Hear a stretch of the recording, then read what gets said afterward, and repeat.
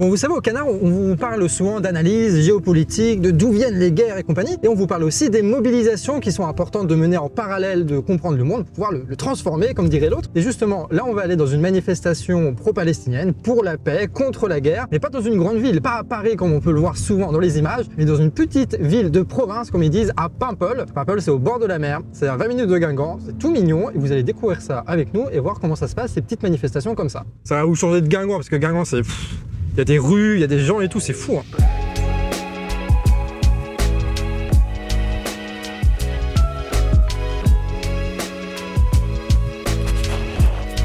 On y est, il vient de commencer à pleuvoir. Malheureusement, vous pouvez voir sur l'objectif là.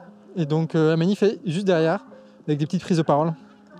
On va aller voir ça. Silence sur les prisonniers palestiniens libérés contre les otages israéliens qui reviennent des geôles, vieillis, affaiblis, malades. N'oublions pas que l'armée israélienne cible délibérément les journalistes à Gaza. Donald Trump est revenu au pouvoir aux États-Unis. Il propose de déplacer plus d'1,5 million de personnes en Égypte et en Jordanie pour faire de la bande de Gaza la nouvelle Côte d'Azur. Moi, quand je suis arrivé ici, je pensais que c'était genre en réaction avec Trump ou un truc comme ça. Il y a pas mal de déclarations avec ce qui s'est passé, la Rivera, tout ça. En fait, non, c'est des manifestations que vous organisez depuis très longtemps. Eh ben, disons, ça a commencé, il y avait en fait Dominique Marc, une fille qui m'a dit « Mais comment ça se fait que vous faites rien sur Paimpol ?» J'étais entièrement d'accord avec elle, donc j'ai téléphoné à un copain. On a essayé de faire le tour des organisations qui nous ont dit « Oh, bah il y a déjà quelque chose à Saint-Brieuc. » Saint-Brieuc en plus. Voilà, c'est ça. Donc on a voulu faire quelque chose ici pour que les gens puissent venir s'exprimer. Et on l'a fait, on s'est dit, on va faire un appel citoyen. Et ça a marché dès la première fois. Toutes les organisations politiques peuvent s'exprimer et aussi les citoyens. Ce qui est très rare. On a eu des témoignages, une personne âgée qui a dit moi je veux vous dire, je ne veux pas que mes petits-enfants fassent la guerre. Et c'était très fort. En vrai, on n'a pas trop des endroits comme ça où on peut discuter ensemble de sujets politiques, ça se perd ça. Je voulais absolument que les gens ils développent leurs idées, ou leur point de vue, ou leur ressenti sur cette situation. Une guerre, c'est jamais innocent, et une guerre si proche que comme celle qui a été provoquée par Israël, tout comme en Ukraine, ça peut nous venir dessus, hein. C'est pas si loin. D'ailleurs, là, aujourd'hui, on en parle d'envoyer des soldats français là-bas. Donc moi, j'ai aucune envie que mes enfants, parce que moi je suis trop vieux pour aller là-bas, mais même si j'irais plutôt que mes enfants, je préférerais que ce soit moi qui se fasse tuer plutôt que mes gosses. Mais j'ai déjà des petits-enfants qui sont en âge de se battre. Et hors de question que j'accepte ça. Hors de question. Tu la sens ouais. Tu la sens la guerre arriver? Ah oui, complètement. En ce moment, c'est quelque chose qui nous pend au nez, je dirais, avec l'augmentation des budgets militaires, avec la provocation de Trump disant qu'il arrêterait de soutenir la défense européenne s'il n'y avait pas 5% du PIB qui passait aux armements. Donc là, c'était énorme. En ce moment, ils ont resserré les budgets sur tout le reste. Ça veut dire qu'ils vont encore plus piquer de budget aux écoles, aux hôpitaux, aux routes, aux collectivités locales et à tout ce qu'on peut, tous les besoins, quoi. Là, on sent qu'il y a quand même une angoisse qui naît, tout le monde est au courant, sent que la guerre elle peut se profiler, oui. Genre une vraie guerre bien vénère. Oui, bien sûr. Et on sent aussi qu'on est un peu dans une incapacité de savoir qu'est-ce qu'on fout contre ce truc-là. On se sent impuissant face à un truc qui nous écrase un peu là. D'abord, la guerre économique mènera à la guerre tout court. Ça, c'est inévitable. Donc là, on est dans la guerre économique aujourd'hui. Hein. Il le dit très clairement, Donald Trump. Hein. Et les gens, ils voient y arriver une troisième guerre mondiale et ils n'ont pas tort. Seulement, ce sera difficile d'empêcher une guerre. Mais si on ne peut pas, on tiendra le coup. Parce que la révolution russe, elle a éclaté en 17. Il a fallu 3 ans de guerre mondiale pour que le peuple se soulève en Russie. Alors donc, il ne faudra pas lâcher le morceau. Et oui, ils sont en train de nous préparer une guerre. Macron veut doubler le budget militaire. À quoi sert une guerre? Si ce n'est enrichir les industriels et puis les fabricants d'armes. C'est tout. Qui subit ça? C'est toujours les mêmes, c'est toujours les petits, c'est toujours les pauvres, c'est toujours les ouvriers, c'est toujours ces gens-là qui payent tout ça. Mais tu vois des fils de riches aller à la guerre, toi? Non, il n'y en a pas. Par contre, les fils de riches qui chopent des contrats pour les terres rares... Oui, voilà, bien sûr, ça, oui. Mais tu sais, c'est un petit comité, les riches. Hein. Et Macron fait partie de cela, parce qu'il les a tellement avantagés. Il suffit de regarder le bilan de Macron. Les 150 familles les plus riches de France ont triplé leur fortune en 7 ans. Mais ça, c'est le résultat de leur politique générale. C'est-à-dire qu'une politique qui ne profite qu'à une petite minorité, une oligarchie qui s'est engraissée comme jamais. Enfin, c'est ce qu'on dénonce. Et ça débouche sur une économie anémique.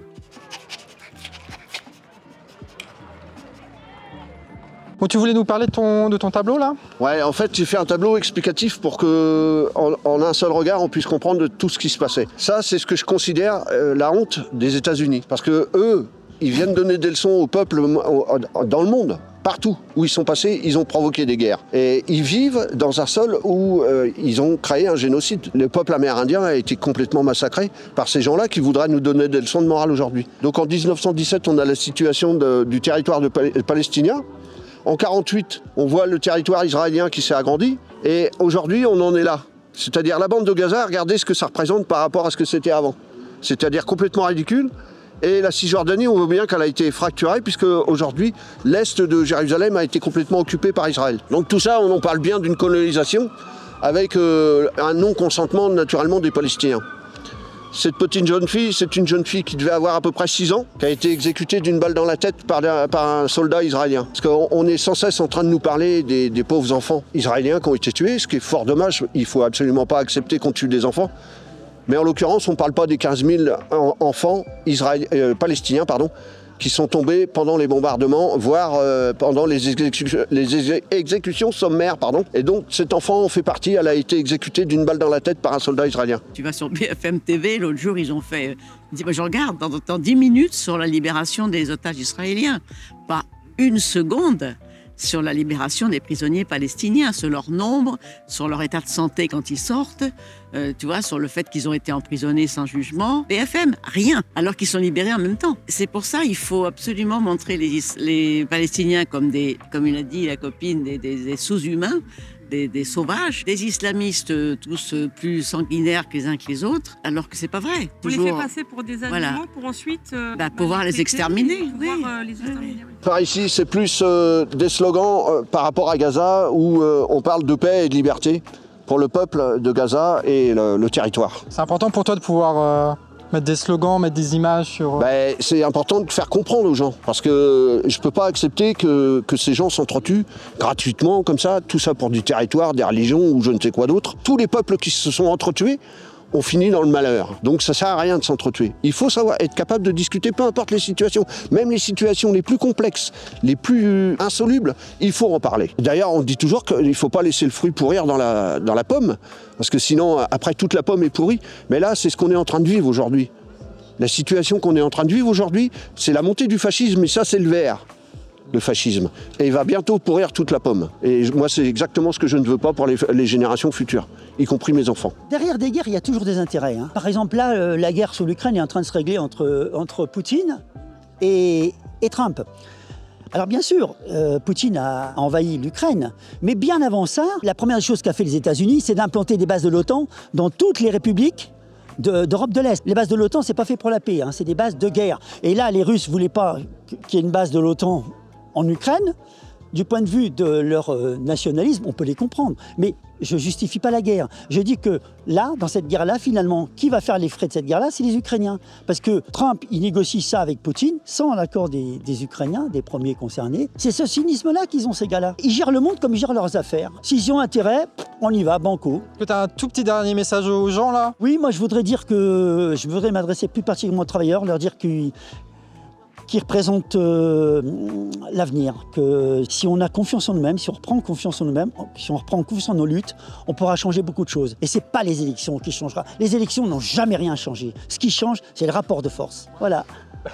Merci beaucoup. Ça marche? Ouais, très bien. Salut. Et quand vous organisez ce genre d'événement, pour toi, ça aide justement à lutter contre ça, à en discuter? Ça aide pas forcément à lutter, ça aide surtout à informer.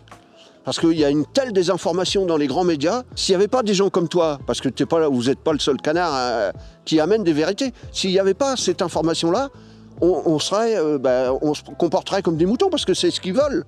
Ils veulent qu'on soit des moutons. Ils veulent surtout pas qu'on puisse s'exprimer et qu'on puisse informer les autres. Parce que eux, ce qu'ils font, c'est de la désinformation et de la manipulation. De la propagande, oui, exactement. Est-ce que tu aurais un petit message à ceux qui voudraient peut-être organiser ça chez eux? Parce que là, on est à Paimpol, et Paimpol, c'est pas très grand comme ville, et pourtant, vous organisez ça comme... C'est quoi les conseils que tu pourras donner aux gens qui voudraient organiser ça? Il suffit d'être 3, de faire une demande préfectorale ou municipale pour organiser une manifestation. Alors nous, c'est toujours statique, parce que le fait d'organiser une manifestation mobile, ça pose un problème d'encadrement. Le principal, c'est qu'il n'y ait pas de heurts, et que les gens arrivent à s'écouter. La seule solution qui existe, c'est la discussion et l'accord. Mais jamais, jamais la violence n'a amené quoi que ce soit de positif. Un petit dernier message à envoyer aux gens? Un truc qui te semble important pour qu'ils le sachent? Contrairement à ce qu'a dit François tout à l'heure, moi je pense aux élections, d'avoir un électorat, d'être élu, et ensuite on créera une 6e République avec une nouvelle constitution. Et là, je suis convaincu que si on arrive à faire ça avec la France Insoumise et le nouveau Front Populaire, on pourra s'en tirer. Parce que moi, je pense à mes enfants, encore une fois, et à tous ces jeunes qui vont former le futur de notre pays. Il faut qu'ils y croient. Il faut absolument qu'ils gardent le moral, parce que le défaitisme n'est jamais la solution non plus. Voilà, merci beaucoup. Merci à toi. La seule perspective, c'est effectivement de faire la guerre et de mettre en place un régime autoritaire qui va s'attaquer en premier à la liberté de la presse, donc à vous. Et c'est très important, la presse alternative, en ce moment, moi je la soutiens à fond. On a tout intérêt à écouter la presse alternative et je vous félicite de tout ce que vous faites parce que... Un autre avis, en fait, un avis plus éclairé. Oui, oui, oui. Et puis, justement, faire du journalisme, c'est-à-dire aller voir là où on ne veut pas que vous regardiez. Bon, voilà, je suis... très content. C'est ma première interview. Ta première interview. Ouais. Alors on était en off et tu nous as dit que tu avais écrit des chansons. Oui, c'est ça. Ça, c'est incroyable ça. On ne sait plus où aller, on ne sait plus où marcher, on n'est plus protégé, on n'est plus écouté. Israël assassine, Israël nous décime, des enfants démembrés, des mamans égorgées. Plus d'1 an dans la peur, des cadavres et l'horreur. Saurons-nous pardonner, ensuite oublier? Tu transmets des émotions que tu ne peux pas dans la parole. Au travers d'une chanson. Et oui, j'ai vu des gens pleurer. Mais je peux te les envoyer, ça. Ouais, tu vas voir les sons. Et on présente aux gens? Ça te dit, on présente ça aux gens Bien sûr, ouais. J'ai chanté ce texte-là que j'avais écrit, comment je vais te dire ça, avec mes tripes. Ouais, en une fois comme ça? Pratiquement. Ouais, j'ai pas cherché beaucoup. Hein. Ouais. Tu sais, quand j'écris, en fait, les mots me viennent quasiment tout seuls, et y compris avec les rimes. J'ai l'impression qu'il y a plein de gens qui ont plein de compétences différentes et ils se disent souvent que c'est pas militant, qu'on peut pas en faire un discours politique. C'est pour ça que j'aime bien les chanteurs engagés, les chanteurs à texte et engagés. Parce que justement, au travers d'une chanson, tu fais passer des émotions, tu fais passer des idées que tu pourras pas faire tout au long d'un discours, par exemple. Un discours, ça va être long, une chanson, ça dure quelques minutes. Hein. Et malgré ça, tu arrives à faire passer des idées et des convictions. Et puis émouvoir les gens, surtout. Les toucher. Parce que, qu'on le veuille ou non, on touche jamais les gens par la violence, on les touche toujours par l'empathie. Et c'est à ce moment-là qu'on arrive à faire passer des idées. Voilà. Merci. Alors c'est là-dessus qu'on va terminer cette vidéo, j'espère que ça vous a plu de découvrir des militants comme ça qui s'organisent à Papol. N'hésitez pas à aller voir sur leur réseau, je ne sais pas s'ils ont des réseaux. Ils ont un réseau? S'il y a un réseau, on l'affiche là si vous voulez suivre ce qui se passe à Papol, mais surtout le plus important c'est que maintenant vous savez comment ça se passe et que vous pouvez l'organiser chez vous, dans votre coin, sachant que bon, à mon avis, les guerres ça risque de continuer, il va y avoir d'autres événements donc c'est toujours bien. On n'est pas en retard hein, parce que là la Palestine ça fait 2 ans, ne vous inquiétez pas, il va y avoir d'autres événements qui vont nécessiter une mobilisation et là on a appris un peu comment on peut s'organiser quoi. Et nous au Canard on est totalement indépendant, pas de milliardaires, pas d'État, donc si tu veux soutenir notre travail, il y a en description le lien de notre cagnotte, c'est très important, c'est comme ça qu'on va pouvoir continuer à faire les vidéos que vous regardez assez souvent sur la chaîne Canard Réfractaire, Glu Patate ou encore Actu Réfractaire. Et du coup nous on va rentrer à Guingamp, voilà, incroyable. C'est joli Papol, non? On peut voir comme ça, hop. Comme ça les gens y voient.